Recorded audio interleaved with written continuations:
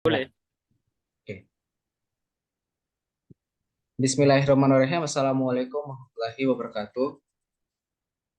Sebelumnya perkenalkan kami dari kelompok satu kelas RPBB dengan saya sendiri bernama Mufri Majid dengan NIM 2024 10 11 11 46. Di sini ada teman saya M Nasrul Wahabi dengan NIM 2024 10 10 10 52 dan teman saya Muhammad Dwi Rizki dengan NIM 2024 10 10 11 31. Di sini kami akan menjelaskan tugas laporan mata kuliah kami, tugas laporan mata kuliah rekayasa proses bisnis dengan judul Analisis Proses Bisnis Pembelian Air Galon pada UMKM D5 di Jember.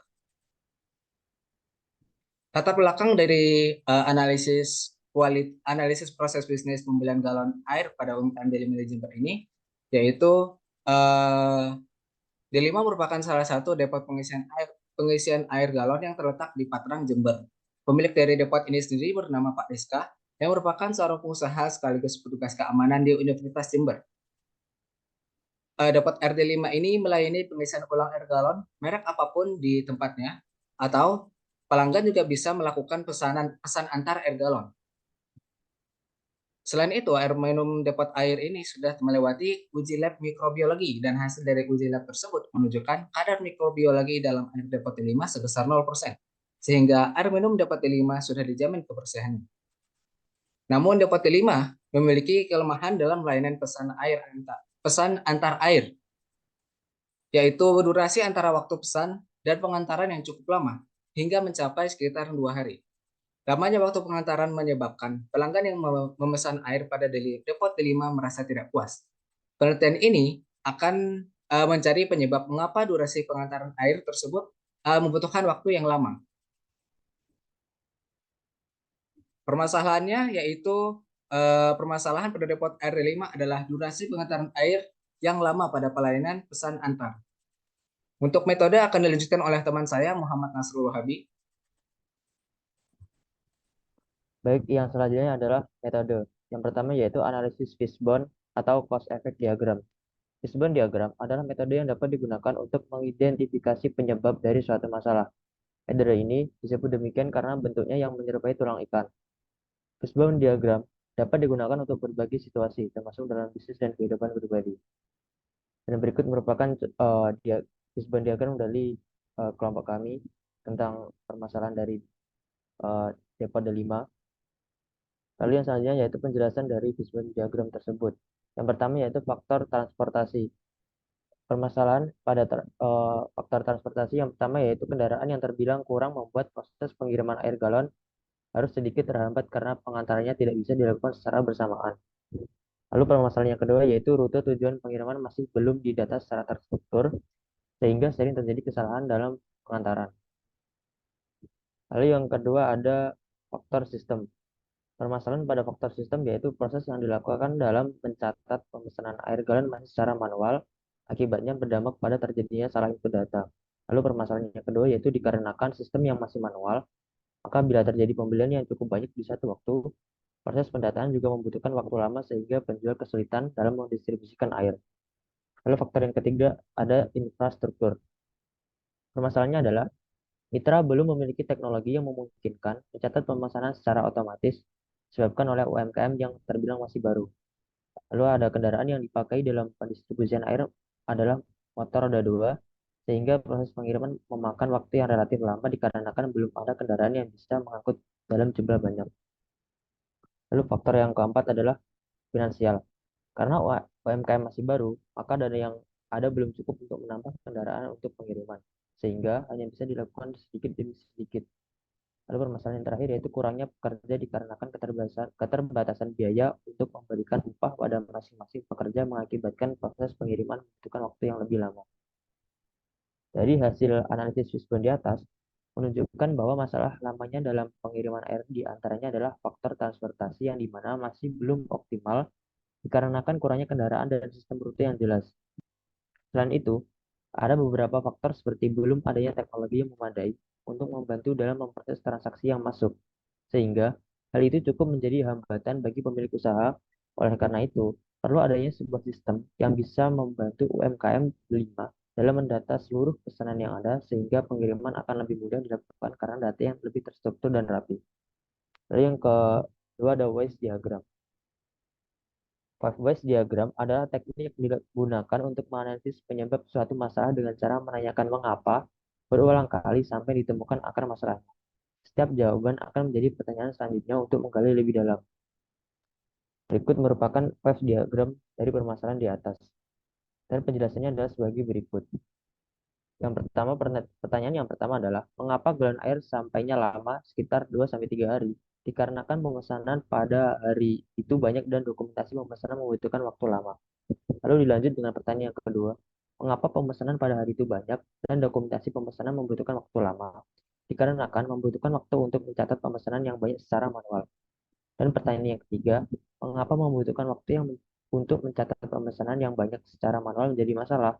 Dikarenakan belum ada cara untuk mencatat pemesanan secara otomatis.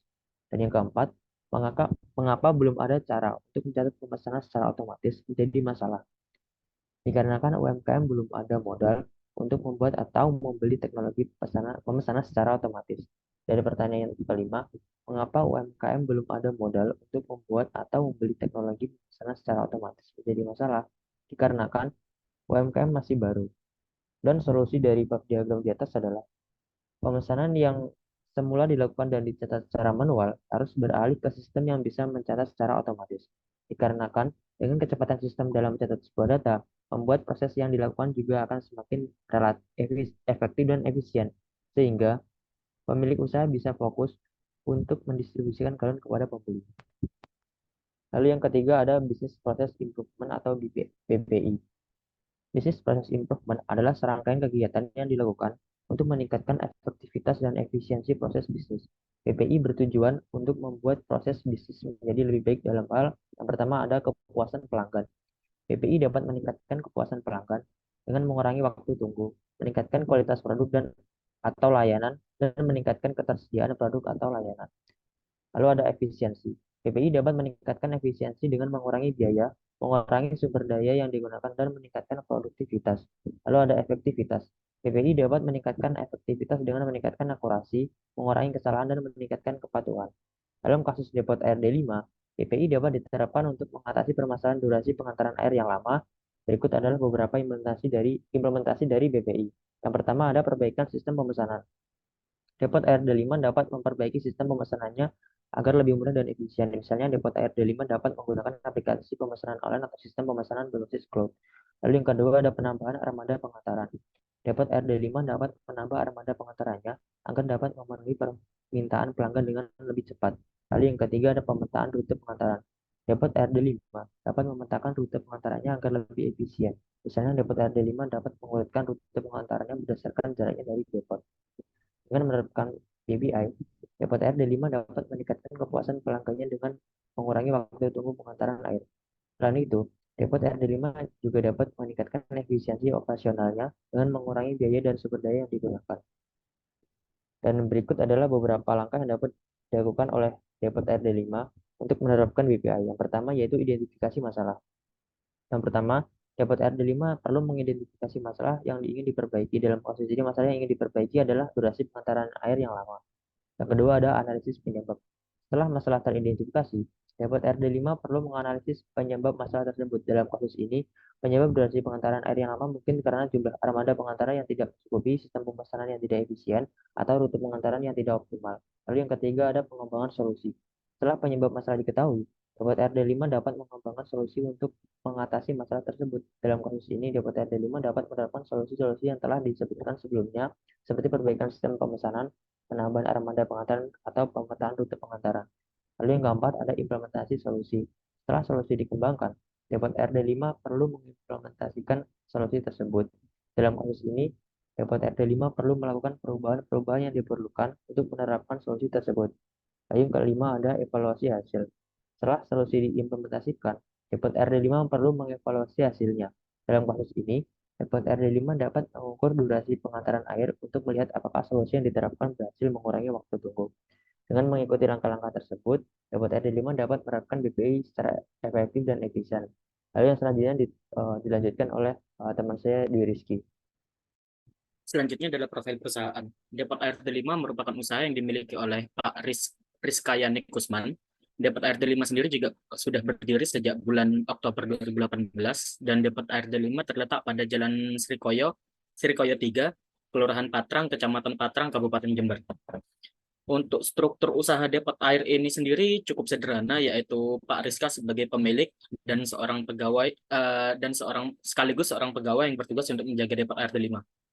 Selanjutnya untuk proses bisnisnya yang untuk awalnya pas waktu as is di sini dimulai dari pembeli melakukan pemesanan, lalu penjual menerima pesanan yang dilanjutkan dengan pemesanan dikonfirmasi dan juga pesanan dicatat di buku. Selanjutnya penjual juga menyiapkan air isi ulang yang dipesan, lalu pesanan langsung diantar atau pesanan diantar sesuai urutan.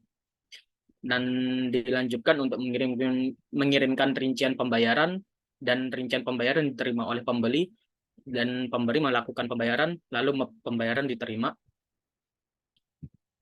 Dan setelah itu selesai. Untuk perbedaannya, untuk bagian yang to be itu hanya di bagian pemesanan bagian awal saja ya. Yang sebelumnya itu masih pencatatan manual, pesanan dikonfirmasi, pesanan dicatat di buku. Untuk dari kita sendiri, to be-nya itu menggunakan ada aktor baru yang berupa sistem. Jadi pembeli melakukan pemesanan diterima itu oleh sistem, bukan penjual lagi. Lalu sistem mengirimkan pesanan ke penjual dan penjual akan menerima pesanan konfirmasi pesanan. Selanjutnya kurang lebih sama seperti sebelumnya. Untuk analisis gap-nya sendiri, kami menggunakan framework SWOT. Untuk current state-nya sendiri, analisa akar masalah dari problem yang diangkat adalah dari bagaimana UMKM menerima dan mencatat pemesanan yang memakan waktu yang lama. Untuk strength sendiri, manual plus physical notation sama dengan menghemat dana. Untuk weakness sendiri, memakan waktu yang lama jika hanya satu pegawai yang menjalankan tugas. Opportunity dapat menambahkan beberapa fitur maupun produk baru ke depannya dikarenakan model yang telah dikumpulkan ketika menghemat biaya. Lalu untuk threat-nya sendiri, ini yang bahaya, customer yang tidak sabaran akan men-cancel pemesanan sekaligus menuliskan review yang buruk untuk UMKM yang hasilnya dapat berujung ke mengurangi revenue UMKM. Untuk alasannya nanti dibahas di description. Dan selanjutnya yaitu physical note yang rusak atau hilang. Untuk selanjutnya yaitu future state. Salah satu cara untuk mengatasi masalah tersebut adalah mengotomasikan notation menggunakan sistem. Untuk strength-nya sendiri yaitu physical note yang tidak akan hilang, notation yang lebih cepat dikarenakan pemesanan langsung dicatat secara otomatis oleh sistem. Untuk weakness-nya sendiri membutuhkan dana untuk membangun sistem tersebut. Opportunity dapat memasukkan berbagai informasi UMKM ke dalam sistem yang dapat dilihat oleh UMKM maupun customer untuk kepentingan ke depannya. Seperti misalnya di sini ambil contoh seperti investor yang ingin mencari informasi lebih lanjut mengenai UMKM atau perusahaan. Untuk threat-nya, jika sistem yang dikembangkan tidak memiliki keamanan, sistem akan mudah dibobol dan data yang ada di sistem dapat terancam, bocor, maupun hilang. Lalu untuk deskripsinya sendiri, lamanya respon adalah salah satu alasan mengapa customer tidak puas terhadap layanan. Dan hal tersebut dapat berantai ke permasalahan berkurangnya revenue dikarenakan customer yang meng-cancel dapat memberikan review yang buruk terhadap UMKM. Dengan ini kami merekomendasikan UMKM untuk mengotomasikan pendataan, pemesanan menggunakan sistem yang dapat mempercepat sekaligus mempermudah pencatatan pemesanan, yang dimana hal tersebut dapat meningkatkan customer satisfaction sebesar 80%, dan hal tersebut juga dapat meningkatkan nilai referral sebesar 70% dan nilai retention sebesar 90%, dikarenakan kepuasan customer yang meningkat. Selanjutnya untuk hasil observasinya akan dijelaskan oleh teman saya, yaitu Mufri Majid. Untuk hasil observasinya sendiri, di sini kami menyajikan beberapa pertanyaan dan jawaban yang telah kami tanyakan kepada pemilik dari depot air D5. Untuk pertanyaan pertama yaitu saya menanyakan nama Bapak siapa, dengan dijawab dengan namanya yaitu Resiani Kusman. Untuk pertanyaan selanjutnya yaitu sebelumnya apa Bapak bersedia menjadi narasumber dan hasil wawancara ini saya jadikan sebagai bahan tugas saya? Lalu untuk jawabannya yaitu iya, boleh Mas, silakan. Lalu untuk pertanyaan yang ketiga yaitu depot air D5 ini berdiri sejak kapan ya Pak? Lalu dibalas oleh Pak Risyani, yaitu bertanya sejak 4 tahun lalu sebelum COVID-19, kira-kira bulan Oktober. Lalu untuk pertanyaan keempat, yaitu permasalahan yang dirasakan Bapak selama menjalani depot air dilema ini apa? Lalu jawabannya, yaitu permasalahannya sebenarnya tidak ada. Tapi awal-awal merintis depot air ini, kesusahan dalam hal modalnya karena perlu membeli galon air cukup banyak untuk pesan air galon. Lalu untuk pertanyaan kelima, yaitu proses pemesanan pesan antar galon bagaimana ya Pak? Untuk prosesnya itu dijawab oleh Bapaknya, yaitu pemesanannya lewat WhatsApp. Nanti saya catat siapa dan tepatnya di mana. Biasanya pembeli pesan antar air ini sudah berlangganan sama saya, jadi saya sudah hafal lokasinya. Lalu pertanyaan keenam, yaitu eh, apa Bapak ada pekerjaan lain selain depot air dilem ini ya Pak? Lalu dijawab, iya saya juga bekerja sebagai security pusat. Biasanya saya bertugas di Double Wave Units. Lalu untuk pertanyaan ke nomor 7, yaitu daerah pengantaran air galonnya ini dari mana saja ya Pak? Lalu jawabannya itu beda-beda Mas. Ada yang di daerah Patreng sini, sampai paling jauh itu di daerah Jelbuk, di sebelah utara sama Tegal Besar di sebelah selatan. Lalu untuk pertanyaan ke-8, yaitu untuk pesan antar air galon harganya berapa? Jawabannya itu harga minimalnya itu 4.000. Semakin jauh tempat antarnya saya naikin sampai paling mahal itu sekitar 4.000, sekitar 8.000. Saya juga kasih bonus buat yang pesannya banyak. Kalau pesan galon sampai 10, saya kasih bonus galon 3. Lalu untuk peran ke-9, yaitu biasanya orang yang pesan antar air itu berapa banyak ya? Untuk jawaban tersebut yaitu kadang bisa sampai 10 orang yang pesan, kadang cuma satu atau 2 orang saja. Biasanya hari Senin sama Sabtu itu yang banyak. Dari pertanyaan jawaban tersebut, itu sebenarnya dari Bapaknya sendiri tidak merasa ada permasalahan dalam proses bisnisnya.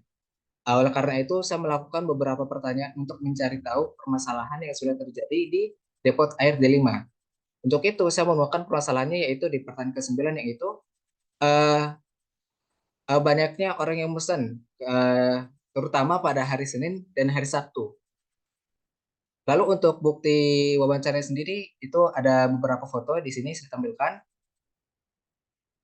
Lalu di sini saya juga mengunjungi tempatnya, itu dapat air minum D5.